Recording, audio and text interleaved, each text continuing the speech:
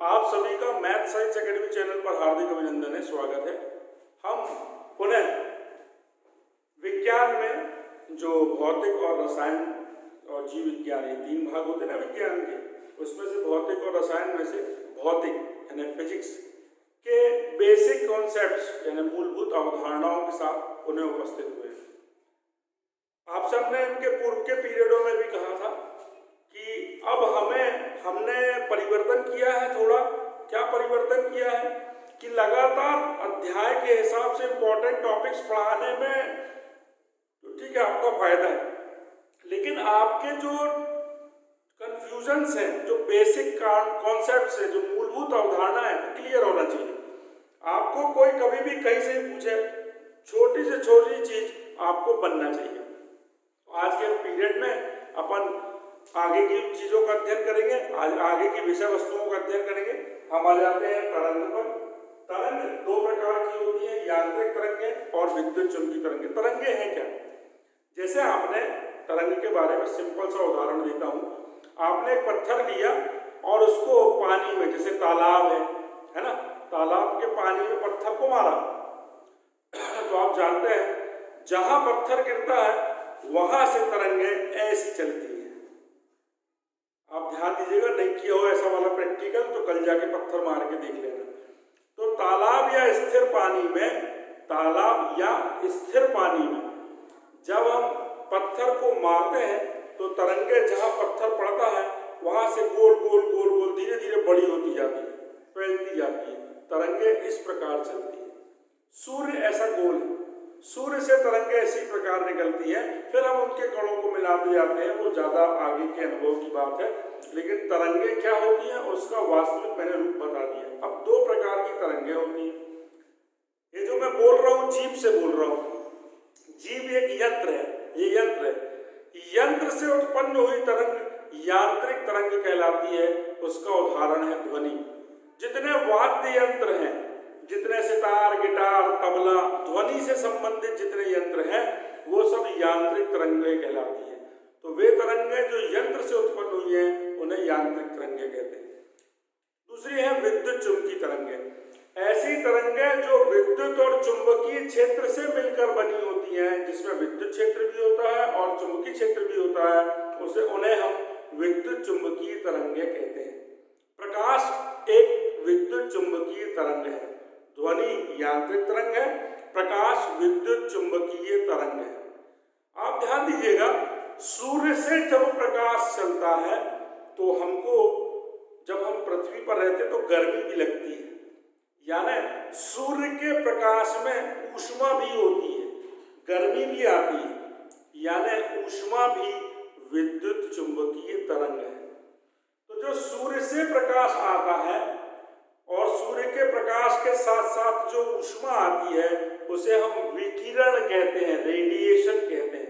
तो समझ गए आप, विद्युत चुंबकीय तरंग का मतलब जिसमें विद्युत और चुंबकीय क्षेत्र होता है। दूसरी बात, यांत्रिक तरंग मतलब जो यंत्र से उत्पन्न हुई। इनमें दो अंतर है। पहली बात तो ये कि ध्वनि तरंगें निर्वात में नहीं चल सकती, यानी यांत्रिक तरंगें निर्वात में गमन नहीं कर सकती, लेकिन विद्युत चुंबकीय तरंगें निर्वात में गमन कर सकती हैं। दूसरा अंतर, यदि हमने विद्युत क्षेत्र लिया और चुंबकीय क्षेत्र लिया, धन ऋण और NS यानी चुंबकीय क्षेत्र और धन ऋण यानी विद्युत क्षेत्र, इसके बीच में से यांत्रिक तरंग यानी ध्वनि तरंग को भेजोगे तो कोई फर्क नहीं पड़ेगा, वो सीधे निकल जाएगी, यानी इन क्षेत्रों का इस पर कोई प्रभाव नहीं होगा। लेकिन यदि आपने विद्युत और चुंबकीय क्षेत्र के बीच में से विद्युत चुंबकीय तरंगों को भेजा तो वो उसका कुछ भाग धन की ओर, कुछ भाग ऋण की ओर और कुछ भाग सीधे निकल जाएगा। क्यों? क्योंकि विद्युत चुंबकीय तरंग तीन कणों से मिलकर बनी होती है, अल्फा धनात्मक कण, बीटा ऋणात्मक कण और गामा उदासीन। तो अल्फा धनात्मक कण ऋण की तरफ मुड़ जाते हैं, बीटा ऋणात्मक कण धन की तरफ मुड़ जाते हैं और गामा उदासीन वाले कण सीधे आगे निकल जाते हैं। तो आपको ध्यान रखना है कि विद्युत चुंबकीय तरंग जो है वो विद्युत और चुंबकीय क्षेत्र में आकर्षित विकर्षित होती है, लेकिन क्षेत्र का कोई प्रभाव नहीं पड़ता। दूसरा अंतर, यांत्रिक तरंगें निर्वात में गमन नहीं कर सकती, विद्युत चुंबकीय तरंगें निर्वात में गमन करती हैं। अब ये तो हो गई तरंगों की बात। अब अपन आ जाते हैं पहले ऊष्मा और ऊष्मा का संचरण। फिर मैं जैसे भी ऊष्मा की बात करने लगा कि सूर्य से जो प्रकाश आता है उसमें ऊष्मा भी साथ में आती है, उसको अपन विकिरण कहते हैं। तो पहले ऊष्मा समझ लीजिए आप। ऊष्मा के बारे में परिभाषा ये है कि ऊष्मा, ये लोगों ने, वैज्ञानिकों ने माना, दिखती तो है नहीं, तो उन्होंने माना कि ऊष्मा एक तरल है। ऊष्मा एक ऐसा तरल है जो जब किसी वस्तु में प्रवेश करता है, ऊष्मा एक तरल है जो जब किसी वस्तु में प्रवेश करता है तो उस वस्तु के ताप को बढ़ा देता है। ठीक है ना। आपको हमको बिल्कुल इसलिए कि 2-3 स्टूडेंट जो है, 2-3 विद्यार्थी जो इस कक्षा में शामिल हैं वो मुस्कुरा रहे थे, इस कारण डिस्टर्बेंस हो गया। ध्यान दीजिएगा कि ऊष्मा दिखती नहीं है। ऊष्मा वह तरल पदार्थ, मान लिया है वैज्ञानिकों ने तरल है, ऊष्मा वह तरल पदार्थ है जो किसी माध्यम में प्रवेश करता है, जो किसी वस्तु में प्रवेश करता है तो उस वस्तु के ताप को बढ़ा देता है। तो यदि किसी वस्तु का ताप बढ़ रहा है मतलब उसमें ऊष्मा आ रही है, और यदि किसी वस्तु का ताप कम हो रहा है मतलब उसमें से ऊष्मा निकल रही है। ध्यान दीजिएगा, यदि किसी वस्तु के ताप में वृद्धि हो रही है का मतलब उसमें ऊष्मा प्रवेश कर रही है, और यदि किसी वस्तु का ताप कम हो रहा है मतलब उसमें से ऊष्मा निकल रही है। अब ऊष्मा चलती कैसे है? ऊष्मा के चलने को कहते हैं ऊष्मा का संचरण, प्रोपोगेशन ऑफ हीट। कोई भी जो माध्यम है वो छोटे छोटे कणों से मिलकर बना होता है जिन्हें हम अणु कहते हैं। यहां से हमने ऊष्मा दी तो ऊष्मा पहला वाला कण ग्रहण कर लेता है, और जैसे ग्रहण करता है अपनी इस मध्यमान स्थिति के दोनों ओर सरल आवर्त गति करता है। ऐसे यहां से गया, ऐसे अगले कण को ऊष्मा दे देता है और वापस अपने स्थान पर। फिर जब इसको ऊष्मा मिल जाती है तो ये सरल आवर्त गति करता है, इसको ऊष्मा दे देता है और वापस अपने स्थान पर। तो ये वाला कण सरल आवर्त गति करता है, वापस अपने स्थान पर, इसको ऊष्मा देने के बाद फिर इसको ऊष्मा मिलती है तो ये सरल आवर्त गति करके इसको ऊष्मा दे देता है और वापस अपने स्थान पर। यानी ऊष्मा यहां से यहां तक चली गई, माध्यम में एक बिंदु से दूसरे बिंदु तक चली गई, लेकिन माध्यम के कण वापस अपने स्थान पर आ गए। यानी माध्यम के कण अपना स्थान परमानेंट यानी स्थायी रूप से नहीं छोड़ते, केवल सरल आवर्त गति करके दूसरे कण को ऊष्मा देते हैं और वापस अपने स्थान पर आ जाते हैं। यानी जब ऊष्मा किसी माध्यम में संचरण करती है, चलती है, तो माध्यम के कण अपना स्थान नहीं छोड़ते। का मतलब ये कि वो आवर्त गति करके दे आते हैं और ऊष्मा देने के बाद वापस लौट आते हैं। ठीक है ना। तो ऊष्मा का ये संचरण हुआ। अब ऊष्मा का संचरण की 3 विधियां हैं। पहली है, ध्यान दीजिएगा, आपने देखा होगा कि आपने मान लीजिए लोहा या चमीटा लिया, कोई भी सामान लिया और उसको गैस पर या भट्टी पर रख दिया, एक से रॉड ले ली एक गर्म की, तो रॉड जो होती है लोहे की, छड़ सरिया, वो एक तरफ गर्म करोगे तो दूसरी तरफ तक गर्म हो जाता है। यानी एक सिरे पर गर्म कर रहे हैं तो वो दूसरे सिरे तक गर्म हो जाता है। ठीक है ना। तो एक तो ये हुआ गर्म करने की विधि। दूसरी, आपने दूध या पानी को गर्म किया तो उसमें ऊष्मा नीचे से ऊपर की ओर जाती है ये ऊष्मा संचरण की दूसरी विधि। तीसरी, सूर्य से जो प्रकाश आता है वो तरंगों के रूप में आता है प्रकाश के साथ, ये तीसरी विधि। ठीक है ना। तो ऊष्मा संचरण की 3 विधियां हैं। ठीक, इतनी बात समझ में आई। पहली को कहते हैं चालन, कंडक्शन। जो रॉड को हम गर्म कर रहे हैं तो वो एक सिरे पर गर्म करते हैं, दूसरे सिरे तक सरिया गर्म हो जाता है, ये ऊष्मा संचरण की चालन विधि है। दूसरा, द्रव जब हम गर्म करते हैं तो वो नीचे से ऊपर की ओर गर्म होता है, ऊष्मा संचरण की इस विधि को संवहन कहते हैं। तीसरा, सूर्य से जो प्रकाश तरंगों के रूप में आता है उस उसे हम विकिरण कहते हैं। यानी ऊष्मा का संचरण की 3 विधियां हैं, चालन, संवहन और विकिरण। अब आगे आ जाए, अब अपन ने जब तरंगे पढ़ ली ऊष्मा की, ठीक है ना, ये तो अपन पहले पढ़ चुके हैं। अब आगे आती है बात रेखीय प्रसार, क्षेत्रीय प्रसार, आयतन प्रसार क्या है। किसी वस्तु को गर्म किया, ऊष्मा दी। एक बात तो हमेशा ध्यान रखिएगा कि ऊष्मा गर्म वस्तु से ठंडी वस्तु की ओर जाती है। ऊष्मा हमेशा गर्म वस्तु से ठंडी वस्तु की ओर, यानी उच्च ताप की वस्तु से निम्न ताप की वस्तु की ओर प्रवाहित होती है। यदि आपने गर्म वस्तु के साथ एक ठंडी वस्तु को चिपका दिया तो गर्म वस्तु में से ऊष्मा ठंडी वस्तु की ओर चली जाएगी। ध्यान दीजिएगा, ऊष्मा में वस्तु को निकाय बोलना है। तो अगर आपने एक उच्च ताप के निकाय को एक निम्न ताप के निकाय के साथ स्पर्श करा दिया तो उच्च ताप के निकाय में से ऊष्मा निम्न ताप के निकाय में तब तक जाएगी जब तक कि दोनों का ताप बराबर ना हो जाए। ये ऊष्मा गतिकी कहलाता है, ऊष्मा का चलना। आगे बड़ी कक्षाओं में हल्के हल्के में प्राइमरी में भी पढ़ा दिया, मिडिल में भी पढ़ा दिया। तो ध्यान रखना है कि ऊष्मा में वस्तु को निकाय कहना है। उच्च ताप के निकाय को जब निम्न ताप के निकाय के साथ स्पर्श कराया जाता है तो ऊष्मा उच्च ताप के निकाय से निम्न ताप के निकाय की ओर अपने आप बहने लगती है और तब तक प्रवाहित होती है जब तक कि दोनों का ताप बराबर ना हो जाए। ठीक है ना, ये ऊष्मा गतिकी का सिद्धांत है। अब किसी वस्तु की लंबाई में वृद्धि हो गई, गर्म किया और लंबाई बढ़ गई।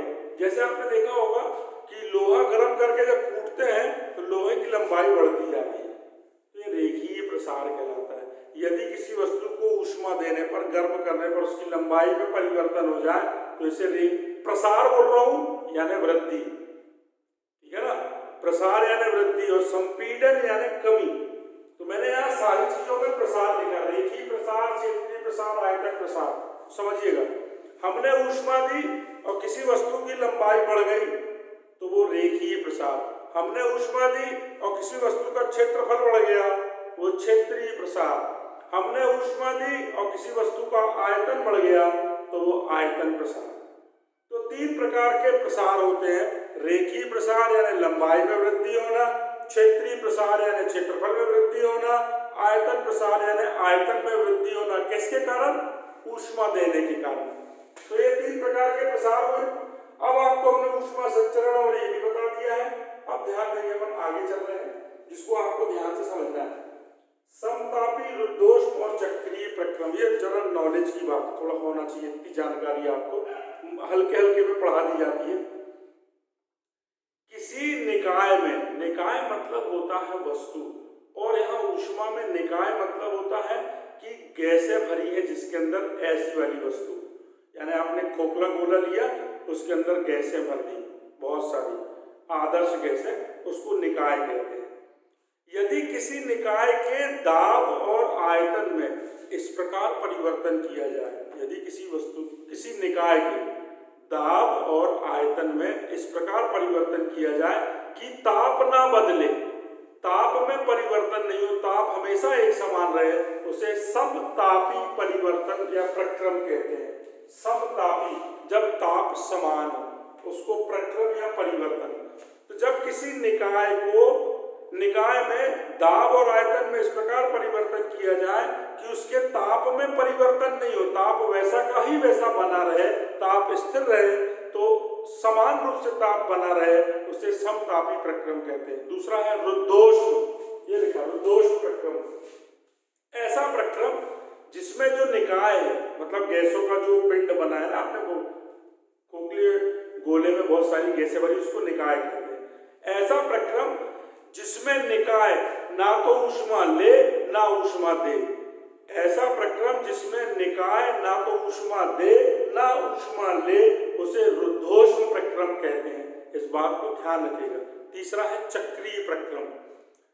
कोई निकाय विभिन्न अवस्थाओं में से घूमता हुआ वापस अपनी मूल अवस्था में लौट आए, इसे चक्रीय प्रक्रम कहते हैं। कोई निकाय विभिन्न अवस्थाओं में से घूमता हुआ वापस अपनी पूर्व अवस्था में, मूल अवस्था में आ जाए, इसे हम चक्रीय प्रक्रम कहते हैं। तो ये 3 प्रकार के प्रक्रम है, इसको ध्यान देना है। अब आ जाते हैं अपन, एक छोटी सी छूट गई थी, बर्फ और भाप की गुप्त ऊष्मा। हमने विशिष्ट ऊष्मा पढ़ा दी इसके पूर्व के पीरियड में, ऊष्मा धारिता पढ़ा दी। अब ये गुप्त ऊष्मा क्या होती है? गुप्त ऊष्मा यानी किसी पदार्थ के अंतर्निहित ऊष्मा, छुपी हुई ऊष्मा। बर्फ जब पिघलती है, पानी में बदलती है, तो 80 कैलोरी ऊष्मा छोड़ देती है। बर्फ जब पानी में बदलती है तो बर्फ में अपने अंदर एक ऊष्मा, अंतर्निहित ऊष्मा छुपी होती है, जो वो निष्कासित कर देती है अवस्था बदलते समय, वो गुप्त ऊष्मा कहलाती है। वैसे वाष्प, भाप, जल वाष्प जो है वो जब किसी ठंडी चीज से टकराती है तो वो पानी में बदल जाती है। जब जलवाष्प जो है, पानी की भाप जो है, अपने से कम ताप की वस्तु से टकराती है तो वो पानी में बदल जाती है। यानी वाष्प यानी भाप यानी गैस जब पानी में बदल जाती है तो वो अपने में से 540 या 536, 2 मान है, 540 कैलोरी प्रति ग्राम या 536 कैलोरी प्रति ग्राम, उतनी ऊष्मा छोड़ देती है। तो ये जो पदार्थ के अंदर निहित ऊष्मा है, अंतर्निहित ऊष्मा, इसको गुप्त ऊष्मा कहते हैं। जब पदार्थ अवस्था बदलती है तो उसकी वो ऊष्मा वो छोड़ देती। बर्फ पानी में बदलते समय 80 कैलोरी और भाप, जलवाष्प पानी में बदलते समय 540 कैलोरी ऊष्मा छोड़ देता। आप सुनिएगा आप ध्यान से। प्रश्न आता है, 100 डिग्री सेंटीग्रेड के पानी से ज्यादा कष्टकारक होता है 100 डिग्री सेंटीग्रेड की भाप से जलना। क्यों? कारण ये, 100 डिग्री सेंटीग्रेड की भाप में, 100 डिग्री सेंटीग्रेड के पानी में मान लो 100 कैलोरी ऊष्मा है, तो 100 डिग्री सेंटीग्रेड के पानी में हाथ डालोगे तो 100 डिग्री सेंटीग्रेड के पानी से 100 डिग्री सेंटीग्रेड की ही ऊष्मा हाथ में लगेगी। लेकिन आपने अगर भाप में, जलवाष्प में हाथ डाला, जलवाष्प का ताप भी 100 डिग्री सेंटीग्रेड है, और आपने हाथ डाला तो 100 डिग्री सेंटीग्रेड तो है ही, जो ऊष्मा लगना है आपको हाथ में, साथ में आपका हाथ ठंडा है और वाष्प गर्म है, तो वाष्प जब हाथ से टकराएगी तो पानी में बदल जाएगी। जब वाष्प पानी में बदलेगी तो 540 कैलोरी ऊष्मा और छोड़ देगी। तो आपको हाथ में 100 डिग्री सेंटीग्रेड की भाप की 100 कैलोरी ऊष्मा तो लगी रही थी, साथ में जब वाष्प पानी में बदली तो 540 कैलोरी ऊष्मा और हाथ में लगी। यानी आपके हाथ में 640 कैलोरी ऊष्मा टकराएगी, तो आपको भाप से जलना ज्यादा कष्टकारी होगा, आप जल्दी से हाथ अलग कर लोगे। तो भाप से 100 डिग्री सेंटीग्रेड की भाप से जलना अधिक कष्टकारक होता है 100 डिग्री सेंटीग्रेड के पानी के जलने से। बात समझ में आ गई? क्योंकि जब भाप 100 डिग्री सेंटीग्रेड की हाथ में लग टकराती है तो 100 डिग्री सेंटीग्रेड की 100 कैलोरी ऊष्मा, और जब वो पानी में बदलती है तो उसकी 540 मतलब 640 कैलोरी ऊष्मा हाथ से टकराती है, तो अपना हाथ बिल्कुल बहुत तेज जलता हाथ अलग कर लेते हैं। और 100 डिग्री सेंटीग्रेड के पानी में तो हाथ डालोगे तो 100 डिग्री सेंटीग्रेड 100 कैलोरी ऊष्मा लगेगी। तो ये प्रश्न का उत्तर हो गया कि भाप से जलना अधिक कष्टकारक होता है जल की अपेक्षा। ठीक है ना? अब अपन आगे आ जाते हैं। तो ये गुप्त ऊष्मा संबंधित था। अब तरंगों पर, चूंकि अपन ने अभी तरंगों की बात की मैंने आपसे, है ना, कि सूर्य से प्रकाश तरंगों के रूप में चलता है। फिर तरंगें 2 प्रकार की होती है, अनुदैर्घ्य, विद्युत चुंबकीय और यांत्रिक। अब 2 और समझना, सिर्फ 2 चीजें और रह गई, वो ये रह गई है अनुदैर्घ्य और अनुप्रस्थ तरंग। देखिए तरंगे जो है वो अगर इस तरीके से चलती है, ऊपर वाले भाग को श्रृंग, नीचे वाले भाग को गर्त कहते हैं।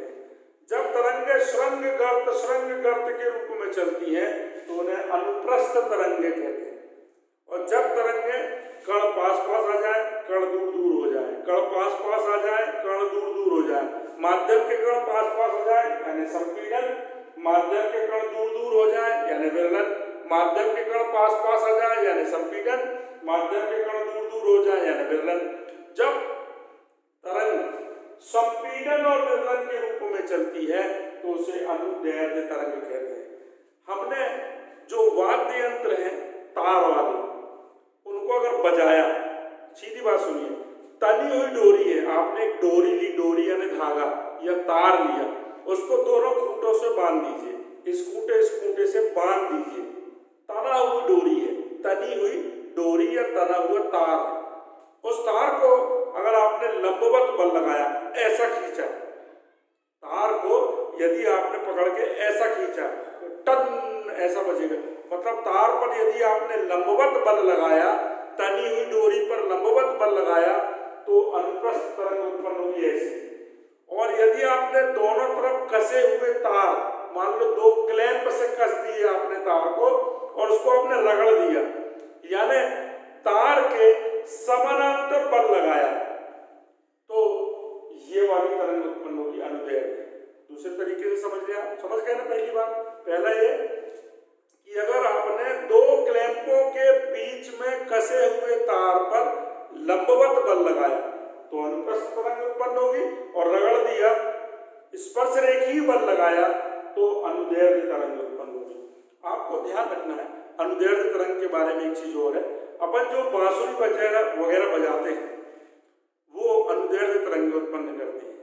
जितने वाद्य यंत्र खोखले हैं जैसे तबला, ढोलक, उनमें अनुदैर्ध्य तरंग संपीड़न विरलन बनते हैं, और जितने तार वाले यंत्र हैं उनमें अनुप्रस्थ तरंग बनती है। मान लो आपने चमीटा लिया, चमीटे को आप बजाओ, चमीटे को आपने मतलब ऐसे, चमीटा जब पास आता है तो चमीटे के बीच की जो वायु है वो पास आ जाती है, तो उसके बीच में से नजदीक आए हुए कण बाहर निकलते हैं, जिसे संपीड़न कहते हैं। जब चमीटे के दोनों सिरे पास आ गए तो अगली बार दूर होंगे, जब दूर होंगे तो यहाँ पर कण दूर दूर हो जाएंगे और वो बाहर निकलेंगे, उसको विरलन कहते हैं। विरलन में कण दूर दूर होते हैं, संपीड़न में कण पास पास होते हैं। तो अपन ने ये मूलभूत जानकारियां जो छोटी मोटी थी उनका अध्ययन किया। ये तो अभी दूसरा ही भाग है, ठीक है ना। ध्यान दीजिएगा, दूसरे भाग का मतलब मेरा ये कि अभी अपन को बहुत पढ़ना, पहला, दूसरा, तीसरा, चौथा, पांचवा, छठवां मूलभूत अवधारणाओं से भरा पड़ा है संसार, पढ़ना है, अभी बहुत बाकी है। हमने तो अभी केमिस्ट्री, फिजिक्स और ध्यान रखिए मैथ्स, इतनी मूलभूत, इतने बेसिक कॉन्सेप्ट्स हैं, ये आपके कहाँ काम आएंगे। अभी तो आप पढ़ रहे हैं तो आपको जीवन पर्यंत तो काम आने वाले हैं, फिर ये चीजें आपके कॉम्पिटिटिव एग्जाम में भी और ज्यादा काम आएंगी। ध्यान रखें कि अब आप इन मूलभूत अवधारणाओं का विशेष रूप से अध्ययन करें। आपको वीडियो पसंद आया हो तो इसे लाइक करें, शेयर करें, हमारे मैथ साइंस एकेडमी चैनल को ध्यान से सब्सक्राइब करें, और कमेंट बॉक्स में कमेंट्स लिखें, बेल आइकन प्रेस करना बिल्कुल ना भूलें। फेसबुक, इंस्टाग्राम पर आप लाइक करें, फॉलो करें। हमारी तरफ से हार्दिक शुभकामनाएं। नमस्कार।